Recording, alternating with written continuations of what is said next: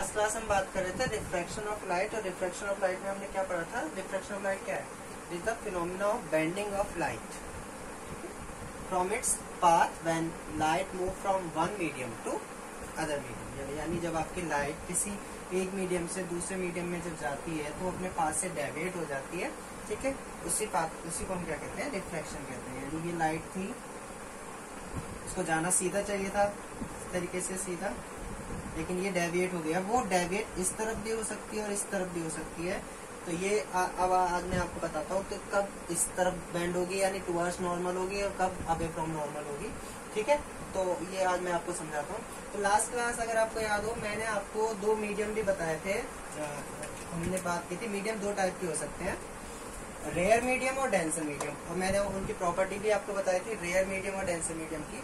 आप उन्हीं को यूज करके हम बात करेंगे कि कब लाइट आपका जो बैंड होगी नॉर्मल की तरफ होगी और कब आपकी लाइट नॉर्मल से दूर बैंड होगी। तो मैं आपका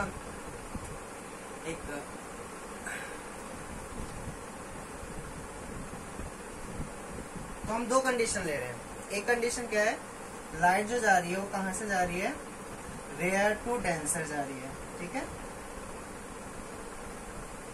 ये N1 है इसका रिफ्रैक्टिव इंडेक्स, इसका रिफ्रैक्टिव इंडेक्स क्या है? N2। इसमें मैं ले रहा हूँ कहाँ से जा रही है? डेंसर टू रेयर, ठीक है।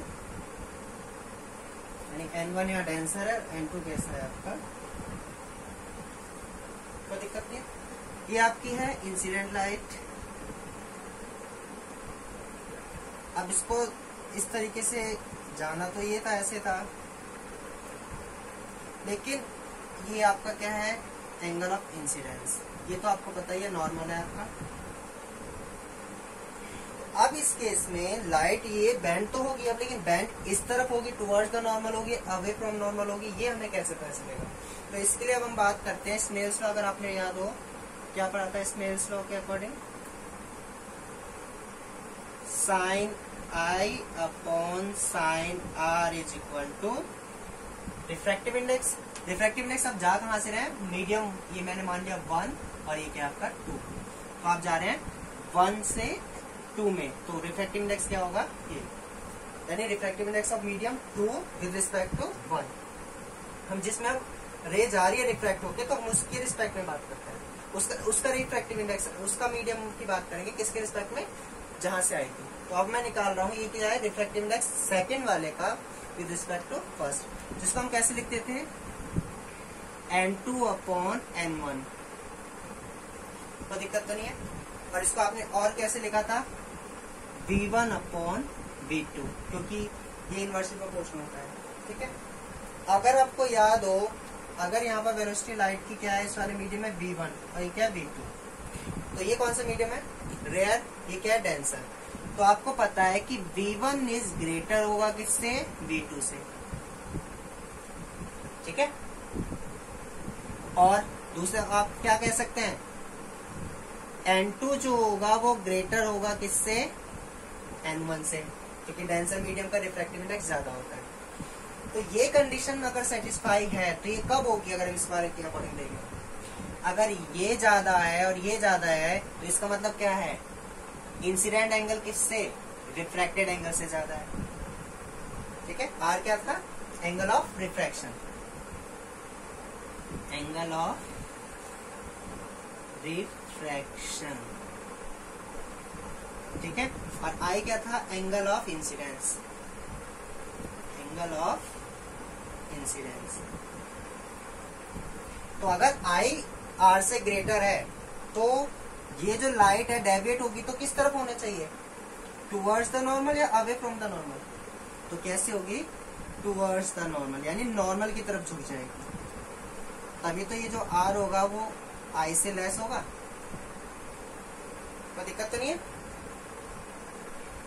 यानी जब आपकी लाइट रेयर टू डेंसर जाती है तो वो रिफ्रैक्शन के बाद नॉर्मल की तरफ झुकती है, नॉर्मल की तरफ मुड़ जाती है, ठीक है, बैंड हो जाती है नॉर्मल की तरफ, ठीक है।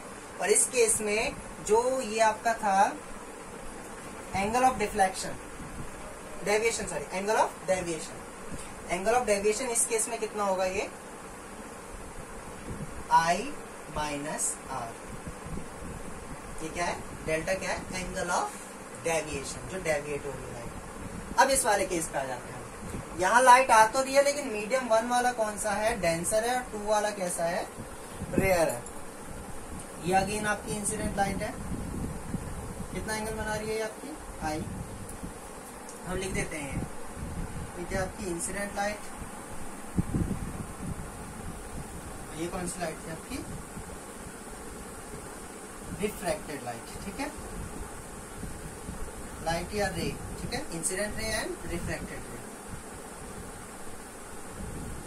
यहां पर ये क्या है आपकी इंसिडेंट रे है। अगेन मीडियम चेंज हुआ है तो लाइट अपने पास से डेविएट होगी, क्योंकि मीडियम दोनों डिफरेंट है। अगर सेम मीडियम होते तो डेविएशन नहीं होती लाइट में, ठीक है, डेविएट नहीं होती। लेकिन इस केस में अब क्या है, डेंसर से रेयर में आ रही है। तो अगेन हम बात करते हैं sine I upon sine R. तो वो क्या होगा, 1n2 यानी n2 अपॉन n1 यानी v1 अपॉन v2। लेकिन डेंसर मीडियम का रिफ्रैक्टिव इंडेक्स ज्यादा होता है किससे, रेयर से, और डेंसर मीडियम में वेलोसिटी जो होती है वो रेयर से कम होती है। तो ये केस कब पॉसिबल है, यानी अगर ये ज्यादा है, ठीक है, इस केस में अगर हम देखें तो ये ज्यादा है, ये ज्यादा कब होगा, ये सर ये कम है, n2 कम है ना, तो यानी इसकी वैल्यू लेस देन 1 है। लेस देन 1 यानी कि इस केस में हम देखें तो क्या होगा कंडीशन, यानी r जो होना चाहिए वो क्या होना चाहिए, ग्रेटर होना चाहिए किससे, I से। तो इस केस में लाइट बैंड तो होगी, लेकिन बैंड कैसे होगी, अवे फ्रॉम द नॉर्मल। तभी तो r जो है वो ये पूरा r हो जाएगा इस केस में, ठीक है, यहां से लेके यहां तक, यानी r is greater than I। और इस केस में एंगल ऑफ डेविएशन अगेन कितना होगा, वो होगा r माइनस I। तो दिक्कत तो नहीं है, यानी जब आपकी लाइट रे रेयर टू डेंसर जाती है, it bends towards the normal, and when light goes from denser to rare medium, lights bend away from the normal. ठीक है, ये क्या आपका नॉर्मल है। सिंपल सी बात है, हम देखें डेंसर रेयर से डेंसर में आती है तो नॉर्मल की तरफ मुड़ती है, और डेंसर से जब रेयर में जाती है तो नॉर्मल से दूर हटती है। ठीक है, ये आपको नेक्स्ट। अब हम बात करते हैं डिफरेंट रिफ्रैक्टिव इंडेक्स को हम कंपेयर करेंगे, डिफरेंट मीडियम्स को कंपेयर करेंगे, और हम किस तरीके से रिफ्रैक्टिव इंडेक्स को रिलेट कर सकते हैं और कैलकुलेट कर सकते हैं। ठीक है, अब मैं वो बताता हूँ। ये तो क्लियर हो गया है। तो नेक्स्ट टॉपिक जो है वो रिफ्रैक्टिव इंडेक्स से ही रिलेटेड है, लेकिन इस टॉपिक को समझाने के लिए मैंने एक प्रॉब्लम ली हुई है ताकि आप उसको इजीली समझ लें। प्रॉब्लम क्या है आपका, एक रिफ्रैक्टिव इंडेक्स दे रखा है। एक और बात, जब कभी भी इस तरीके से रिफ्रैक्टिव इंडेक्स लिखा होता है तो आप इसको रीड कैसे करते हैं। ठीक है, एक और बात ध्यान रखना, कुछ बुक्स में फॉर एग्जाम्पल मैं आपको एक एग्जाम्पल दे रहा हूँ, इस तरीके से दो मीडियम है, ये 1 मीडियम है, ये 2 मीडियम है। तो अगर मैंने रिफ्रैक्टिव इंडेक्स को ऐसे लिखा हुआ है, या किसी बुक में आपको ऐसे मिल सकता है वो, ठीक है, तो इसको हम रीड कैसे करते हैं, आपको सबसे पहले ये बात आनी चाहिए कि हम इसको रीड कैसे करते हैं। ध्यान से देखेंगे, यहाँ क्या लिखा हुआ है, 2, यानी हमारा आप पहले कहाँ थे, आप उसको देखेंगे, जहां पर आप अब हैं उसको देखेंगे। जहां पर हम अब हैं उसको हम ज्यादा देख रहे हैं ना, हम अपने जो प्रेजेंट है हम उसको ज्यादा इंपॉर्टेंस दे रहे हैं। तो अगर हम उसकी बात करें, रे यहां से आई फर्स्ट से, लेकिन आई किस में, अब सेकंड में। तो ये क्या बताता है, अभी मैं इसको केवल समझाने के लिए आपको बता रहा हूं। तो हम इसको रीड कैसे करते हैं, रिफ्रैक्टिव इंडेक्स ऑफ मीडियम क्या लिखा हुआ है, 2, यानी 2 का, लेकिन किसके रिस्पेक्ट में, अब इसको कंपेयर करें, किससे कर रहे हैं, विद रिस्पेक्ट टू 1। तो दिक्कत तो नहीं। अगर यहीं पे मैं रे ले लूं, रे मैं मान लू यहां से जा रही है इस वाले मीडियम में, तो उसको हम कैसे लिखेंगे, अगर यहां जा रही है तो कैसे लिखेंगे, 2n1। तो अब मैं इसको कैसे रीड करूंगा, यानी रिफ्रैक्टिव इंडेक्स ऑफ किसका, 1 का, किसके रिस्पेक्ट में, 2 के। कोई दिक्कत तो नहीं है। सेम इसको कहीं कहीं बुक में आपको ऐसे लिख देते हैं, तो आप जो पीछे वाला लिखा है ना लास्ट में जो है, इस पे आप फोकस करेंगे, यानी refractive index of what 2 with respect to 1। तो अब यहाँ पर देखेंगे जो लिखा हुआ है ANW, ए मतलब एयर, ठीक है, W मतलब वाटर। तो वो आपको क्या कह रहा है, अगर हम इसको रीड करेंगे तो कैसे करेंगे, refractive index of water with respect to air कितना दिया है आपको, ANW 4/3। एक और बात याद रखना, कुछ बुक्स में एन की जगह पे एक और टर्म यूज कर लेते हैं म्यू। ये सिंबल है, आप सिंबल कुछ भी यूज कर सकते हैं, लेकिन आपको कहा उसको क्या गया है, रिफ्रैक्टिव इंडेक्स, ये आपको पता होना चाहिए, ठीक है, कोई दिक्कत नहीं है। आपको याद है हम जनरली जो रिफ्रैक्टिव इंडेक्स किसी मीडियम को कंपेयर करते हैं, तो हमेशा उस मीडियम की कंपैरिजन जनरली हमने जो एब्सोल्यूट माना था, एब्सोल्यूट मीडियम हमने बात की, तो हम कंपेयर किसकी करते हैं, सारे मीडियम्स को एयर के साथ करते हैं, ठीक है। हम जो, क्योंकि लाइट की जो स्पीड होती है वो एयर में सबसे हाई मानी जाती है, जो कि कितनी होती है, c, उससे ज्यादा और कहीं नहीं होती है, बाकी सब मीडियम में उससे कम होती है, तो इसलिए हम कंपैरिजन हमेशा एयर के रिस्पेक्ट में करते हैं, ठीक है। तो मैंने वाटर का रिफ्रैक्टिव इंडेक्स लिया हुआ है मीडियम का एयर के रिस्पेक्ट में। अब ये क्या होगा, सेम चीज देखिए, रिफ्रैक्टिव इंडेक्स ऑफ, अब वाटर की जगह क्या है, ग्लास, लेकिन विद रिस्पेक्ट टू किसके है, एयर, ठीक है। लेकिन अब आपको पूछा क्या है, पूछा है आपका फाइंड GNW। अब इसको कैसे रीड करेंगे, GNW क्या हो गया, पहले मैं ऊपर वाला लिख दे रहा हूं, refractive index of glass with respect to air कितना हो जाएगा, ANG, जो कि कितना है 3/2। एक और बात ध्यान रखेंगे इसमें, इस वैल्यू में देखेंगे, ठीक है। तो आपका वाटर के कंपैरिजन में ग्लास जो है डेंसर मीडियम होता है, ठीक है, आप देख सकते हैं डिवाइड करके, वो आपको क्लियर है। अब आपको निकालना क्या है, रिफ्रैक्टिव इंडेक्स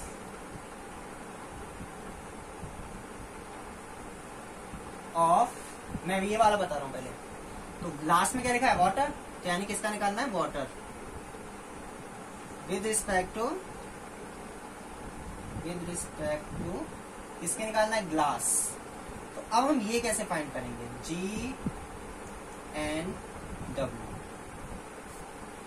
एक और बात, अगर इसमें आपने ध्यान दी हो, तो हमेशा इस तरीके से जब लिखा रहता है तो उसको हम लिखते कैसे हैं, GNW को हमेशा कैसे लिखते हैं, जो ये टर्म लास्ट में लिखी हुई है इसको हम ऊपर लिखते हैं, यानी NW, और G वाले को हम क्या लिखेंगे,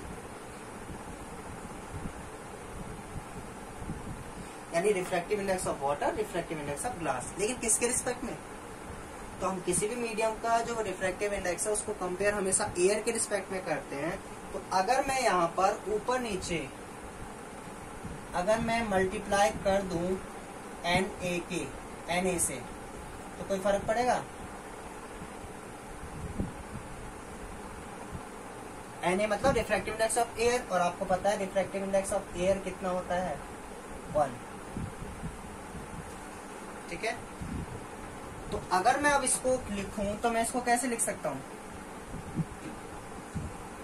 मैंने क्या कहा था, ये जो ऊपर वाली टर्म है, तो इसको मैं कैसे लिखूंगा, ANW। अगर मैं इस वाले टर्म को नीचे ले आऊं तो मैं इसको डिवाइड में अपॉन में कैसे लिख सकता हूं, ANG। ये फॉर्मूला भी है, कैसे आया वो भी अब मैंने आपको बता दिया, कुछ नहीं। अगर इसको मैं इस तरफ यहाँ डिवाइड में ले आऊं तो मैं इसको कैसे लिखूंगा, ANG। इसकी वैल्यू गिवन है आपको ये रही, इसकी वैल्यू गिवन है आपको ये रही, तो क्या हो जाएगा, GNW कितना हो जाएगा, ऊपर है वैल्यू 4/3 और नीचे है वैल्यू 3/2, तो ये कितना आ जाएगा आपका 8/9। This is your 8/9 value. कोई दिक्कत तो नहीं। अब इसी में पूछा हुआ है आपका रिफ्रैक्टिव इंडेक्स किसका, ग्लास का, लेकिन किसके रिस्पेक्ट में, वाटर के रिस्पेक्ट में। तो वो कैसे करेंगे, मैं यहाँ पर ऊपर का रफ कर दे रहा हूँ, ये तो क्लियर है, फॉर्मूला भी है, आपको लर्न भी करना है, ठीक है।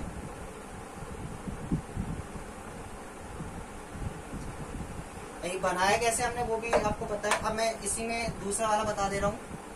अगर यही मैं ऐसे लिखूं WNG, तो आप कैसे लिखेंगे इसको, NG अपॉन NW, ऊपर नीचे मल्टीप्लाई कर दिया NA की, तो ये दोनों मिलके क्या बन जाएगा, ANG, और ये क्या बन जाएगा, ANW। इसकी वैल्यू कितनी है, 3/2, नीचे वाले की वैल्यू कितनी है, 4/3, यानी कि ये कितना आ गया, 9/8, यानी WNG कितना है, 9/8। तो इसको और इसको अगर हम रिलेट कर दें एक दूसरे के साथ, तो एक और फॉर्मूला क्या निकल के आ गया, एक और फॉर्मूला निकल के आ गया कि WNG जो है वो इक्वल है 1/GNW। ये फॉर्मूले आपको लर्न होने चाहिए। यानी ग्लास का जो रिफ्रैक्टिव इंडेक्स है वाटर के रिस्पेक्ट में, वो इक्वल होगा 1/वाटर का जो ग्लास के रिस्पेक्ट में, ठीक है। तो मैं इसको अगर प्रॉपर्ली लिखूं, अब जब थोड़े ग्लास हो और वाटर हो, कोई भी मीडियम हो, तो आप ऐसे लिख सकते हैं इसको, यानी 1 and 2 is equal to 1/2 and 1। ये फॉर्मूला आपको लर्न होना चाहिए, ठीक है। यानी refractive index of medium 2 with respect to 1 equal होगा 1 refractive index of medium 1 with respect to 2, ठीक है।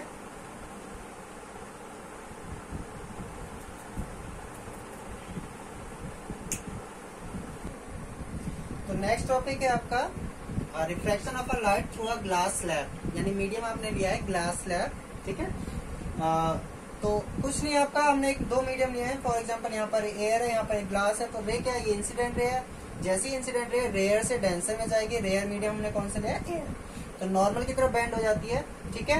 तो स्नेल्स लॉ के अकॉर्डिंग क्या होगा, sin I upon sin R is equal to N2 upon N1, यानी 1 and 2, यानी refractive index of 2 with respect to 1। लेकिन स्लैब की बात करें तो स्लैब की बात करेंगे, यानी स्लैब की एक थिकनेस होती है T,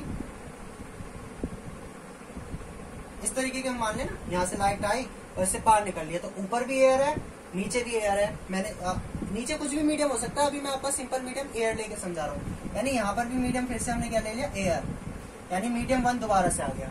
लेकिन अब जो ये वाली रे है, ये किसका काम करेगी, इस वाले सरफेस पे, इस वाले इंटरफेस पे, बाउंड्री पे किसकी तरह काम करेगी, इंसिडेंट रे, ठीक है, कोई दिक्कत तो नहीं है।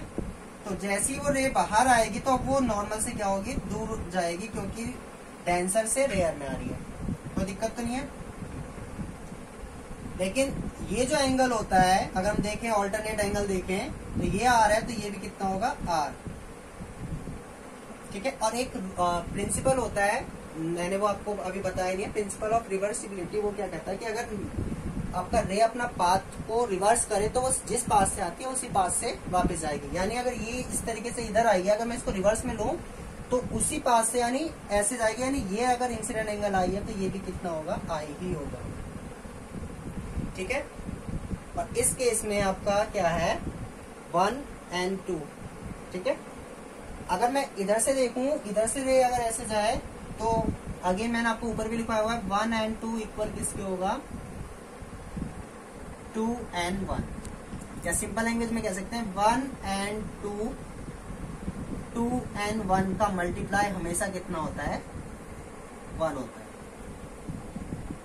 यानी फर्स्ट मीडियम से सेकंड और सेकंड से फिर फर्स्ट में गई, तो रिफ्रैक्टिव इंडेक्स को अगर हम देखें, यानी सेकंड का फर्स्ट के रिस्पेक्ट में और फिर बाद में इसमें आई है ना, तो फर्स्ट का सेकंड के रिस्पेक्ट में, इन दोनों को मल्टीप्लाई करेंगे तो हमेशा कितना आएगा, 1। अब मैं आपको एक और एग्जांपल लेके दे रहा हूं,